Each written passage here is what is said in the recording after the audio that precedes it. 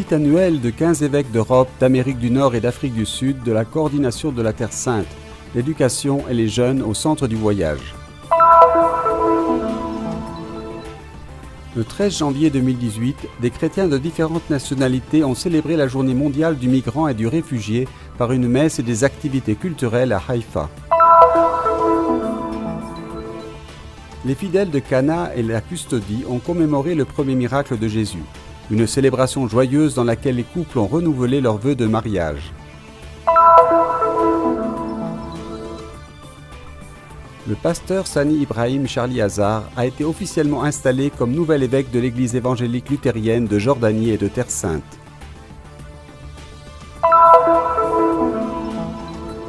L'expérience unique faite par plus de 180 pèlerins américains, dirigés par le théologien Scott Hahn dans les lieux où Jésus a marché. Les chrétiens arméniens orthodoxes ont célébré Noël à Bethléem. Ainsi se terminent les célébrations de la naissance de Jésus en Terre Sainte.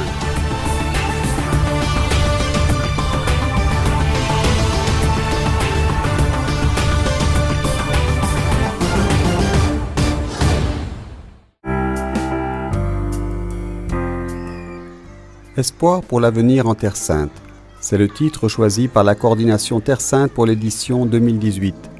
Né il y a 20 ans, dans le but de rencontrer et de soutenir les chrétiens d'Israël et de Palestine, la coordination comprend les évêques d'Europe, d'Amérique du Nord et d'Afrique du Sud.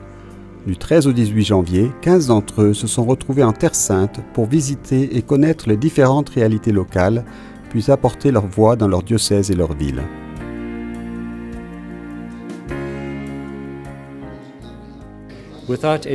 Sans éducation, nous ne pourrions jamais construire une culture des droits de l'homme et de la paix. Nos jeunes ont beaucoup de rêves et d'espoirs, et s'il n'y a pas de paix, ces rêves et ces désirs resteront frustrés. Pour cela, nous devons trouver des moyens de construire la paix, et nous le faisons par l'éducation et la création d'une culture des droits de l'homme. Comme d'habitude, la tournée a commencé à Gaza, puis s'est déplacée en Cisjordanie, avec une visite dans les écoles du patriarcat latin de Bethléem. Je pense que le rôle de l'éducation est essentiel et important, car elle est en elle-même un message d'espoir. Grâce à l'éducation, vous construisez l'avenir avec les nouvelles générations, avec les étudiants qui grandissent en se connaissant bien entre eux. Et rencontrer l'autre est la première étape. Quand vous le connaissez, vous le respectez et vous pouvez vivre avec lui, en vous basant sur toutes les choses bonnes qui sont approuvées, acceptées et désirées des deux côtés pour vivre en Terre Sainte.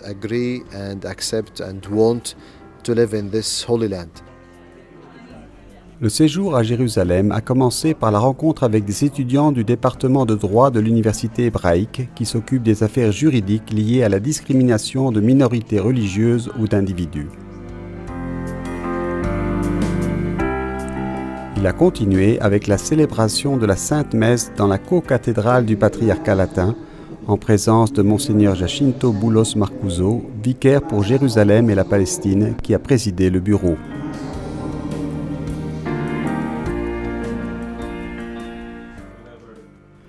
Il y a eu aussi le temps de rencontrer deux jeunes membres de l'association Parent Circle Families Forum, qui réunit depuis plus de 20 ans 600 familles israéliennes et palestiniennes qui sont en deuil à cause du conflit et qui, néanmoins, croient dans la possibilité de rencontrer l'autre et de ne pas le voir seulement comme un ennemi.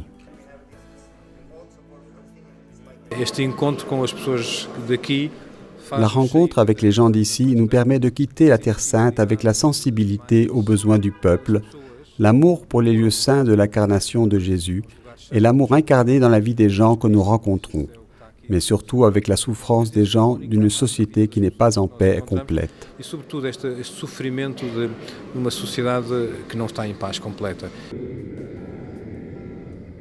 À la fin de la messe, célébrée dans la chapelle du Saint-Sacrement au Saint-Sépulcre, la coordination a publié le message final traditionnel. 3 suggestions. Soutenir les organisations qui aident à trouver un emploi et un foyer, promouvoir les pèlerinages pour rencontrer les locaux, prier et s'opposer à toute tentative de division. Les jeunes de Terre Sainte ont été constamment déçus par leurs dirigeants et la communauté internationale, peut-on lire dans la déclaration. Pourtant, leur courage, leur résilience et même leur colère révèle le désir de continuer à lutter pour le changement et la paix.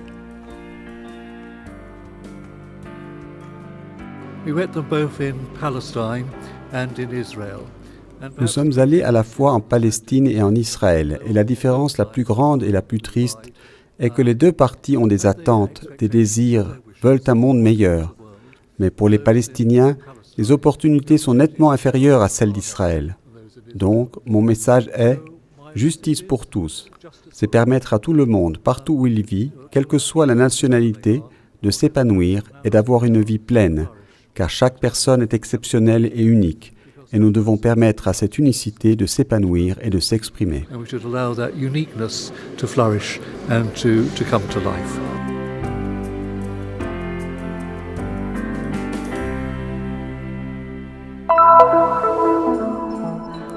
La danse, la musique, les couleurs des vêtements, en plus du silence de la prière, reflètent non seulement les différences culturelles, mais aussi l'espoir de ceux qui ont quitté leur patrie. Le chant final de la messe pour la journée mondiale du migrant et du réfugié a été interprété par un groupe festif d'Érythrée. Ils ont quitté leur pays à cause de la situation politique difficile. Certains d'entre eux rêvent de revenir un jour.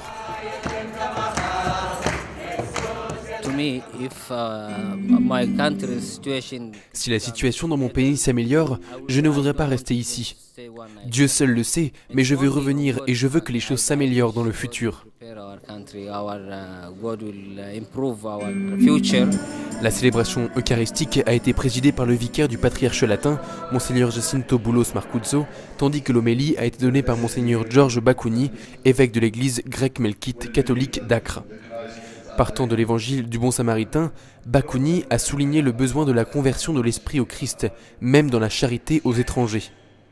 Une tâche qui ne se limite pas au contexte actuel en Israël.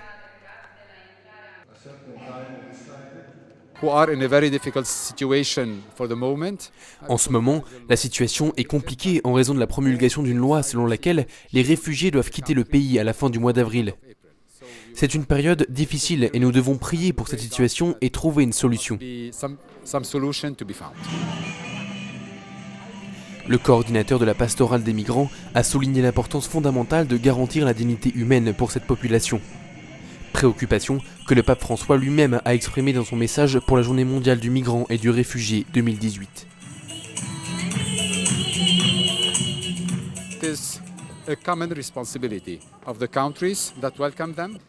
C'est une responsabilité commune des pays qui doivent promulguer des lois internationales pour protéger ces personnes.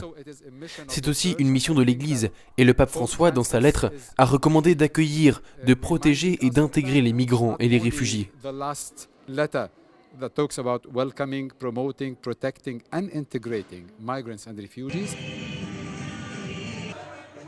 Selon le père Rafik, aujourd'hui en Israël, il y a environ 240 000 immigrants et 40 000 réfugiés en provenance de pays tels que les Philippines, l'Inde, le Sri Lanka, la Roumanie, l'Érythrée et le Soudan. La plupart d'entre eux quittent leur pays à cause des guerres, des persécutions, des catastrophes naturelles et de la pauvreté. Une option qui s'impose malgré le désir de rester ou de revenir à ses origines. Ils gardent vivantes leurs racines, mais s'intègrent en même temps dans les nouveaux pays grâce au travail de la pastorale des migrants qui organise le catéchisme, les prières et les activités de développement humain. Si j'avais la chance de pouvoir retourner dans mon pays, je reviendrais certainement.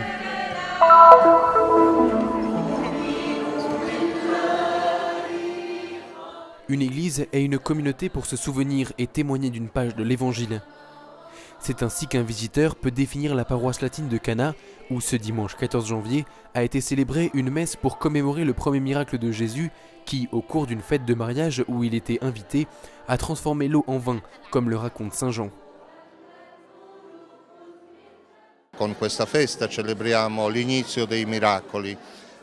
Avec cette fête, nous célébrons le début des miracles. Le temps est venu pour Jésus de commencer son ministère. Par ce miracle et ce ministère, il commence à agir dans la vie de l'homme et surtout il commence à changer le cœur humain. Toute l'importance de cette fête consiste à accueillir ce message. Quindi tutta l'importanza di questa festa è proprio di cogliere questo messaggio. L'emplacement de cette fête dans le calendrier liturgique après l'Épiphanie et le baptême du Seigneur est basé sur une tradition théologique qui relie le miracle de Cana au début de la révélation de la divinité de Jésus et fait une allusion à son plan du salut qui s'accomplira pendant la Semaine Sainte. Le message de cette fête, pour moi, en tant que religieuse, est d'être le vin nouveau pour les gens avec qui je travaille et dans la mission que le Seigneur m'a confiée. Je me souviens aussi surtout de prier pour les familles. Les interventions de Jésus et Marie en faveur du jeune couple rendent cette page particulièrement significative pour la famille. Pour cette raison, lors de la célébration, les couples ont renouvelé leurs vœux de mariage.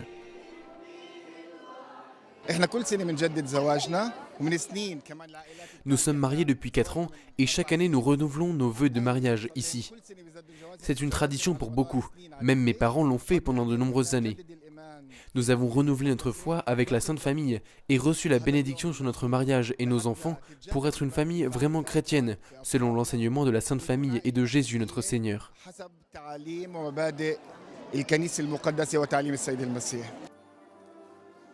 L'attention que Jésus a montrée aux époux il y a 2000 ans sert encore de modèle à la pastorale actuelle de la famille.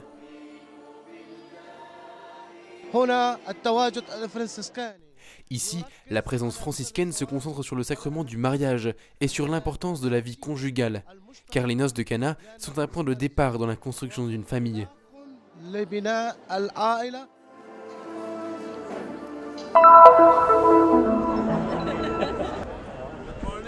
L'église évangélique luthérienne de Jordanie et de Terre Sainte a un nouvel évêque.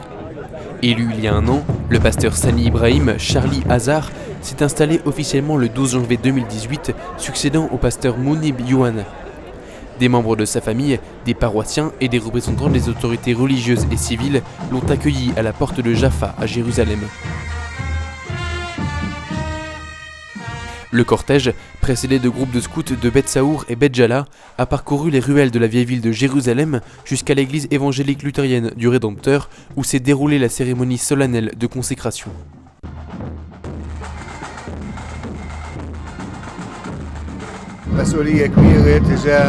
C'est une grande responsabilité envers l'église et la communauté des croyants chrétiens locaux. J'espère que nous serons unis et vivrons la foi chrétienne avec un lien plus fort, non seulement entre nous, mais aussi avec ceux qui appartiennent à d'autres religions. J'espère que nous nous rassemblerons autour de la ville de Jérusalem, afin que ce soit une ville de paix pour tous.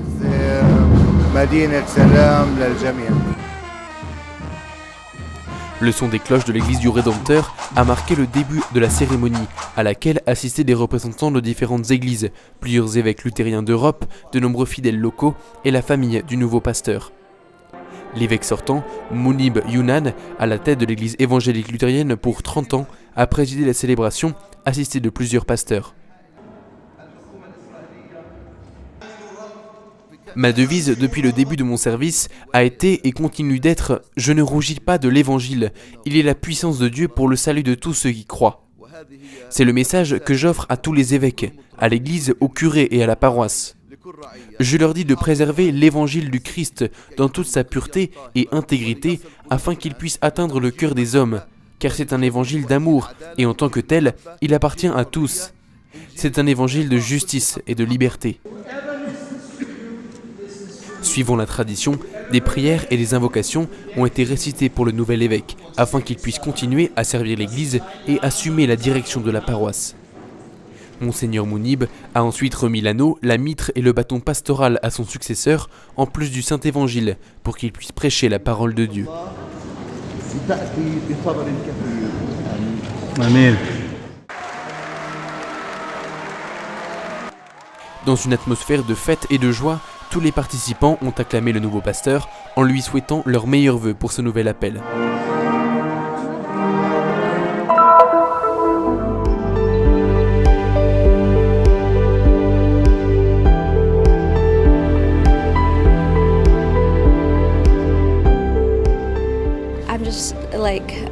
Je suis tellement submergé par la grâce en ce moment.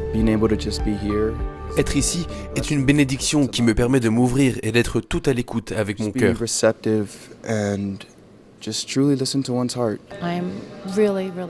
J'ai de la chance d'être ici. C'est l'occasion d'une vie. Je suis déjà venu ici, mais je dois dire que c'était le pèlerinage le plus incroyable que j'ai vécu.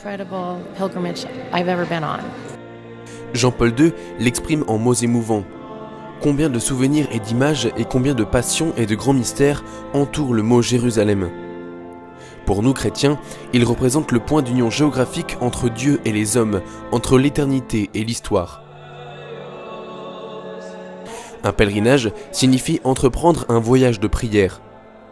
C'est ce qu'ont vécu grâce à l'agence de voyage 206 les plus de 180 pèlerins américains accompagnés du célèbre écrivain et théologien Scott Hahn. Jésus est le centre de nos projets pour nous tous qui voulons devenir sa famille. Mais Jésus n'est pas de l'Ohio, d'où nous venons. Jésus était d'ici. Et pour nous, avec tous ces pèlerins, marcher sur les pas de Jésus, nous rapprocher de Jésus, cela ne rend pas tout plus réel, mais beaucoup plus significatif. Une expérience de vie, une rencontre personnelle avec le Seigneur ressuscité, un retour aux origines de sa foi. Seulement en Terre Sainte, lors d'un pèlerinage, vous pouvez célébrer Noël à Bethléem et 2 jours plus tard, Pâques au Saint-Sépulcre.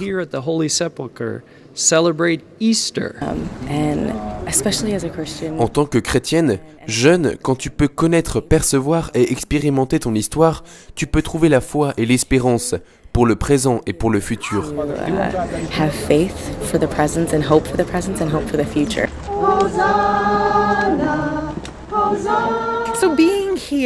Être ici, avoir l'opportunité de toucher le sol, marcher dans les endroits où il a marché, être au large de la mer de Galilée est une vraie grâce pour nous, ses disciples, et mon espoir est que tous les chrétiens puissent venir au moins une fois ici.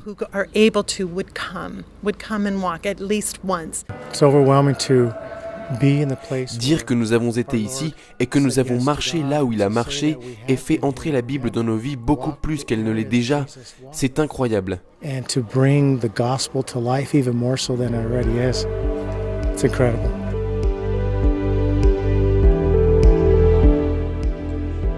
Personnellement, la Terre Sainte me transmet un message de paix et de grande joie, un immense sentiment de joie. Voir les pèlerins avec nous, environ 180, combien ils s'amusent, combien leur foi a grandi, est stimulant pour moi. Je repars à la maison avec le désir de revenir, et je sais que je reviendrai. Alors, partagez votre expérience de la Terre Sainte, des évangiles, de l'Ancien Testament et du Nouveau. J'étais là, et je dois penser que je suis venu pour lire, mais que j'ai pu aussi voir, toucher. Je pense que tout cela fait de ce genre d'expérience l'expérience d'une vie. Revenons avec un nouveau résultat, une nouvelle passion, rendre la Bible vivante.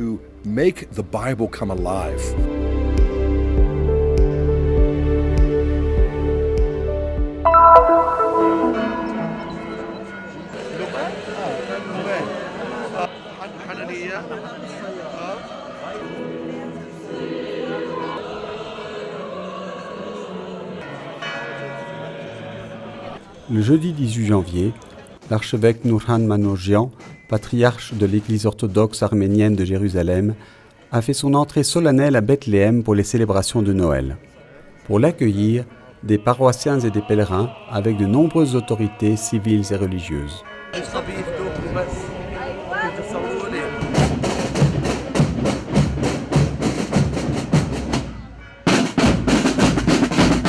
Après la réception, le patriarche, accompagné des évêques et des religieux de l'Église arménienne, s'est rendu au couvent à l'intérieur du complexe de la basilique de la Nativité.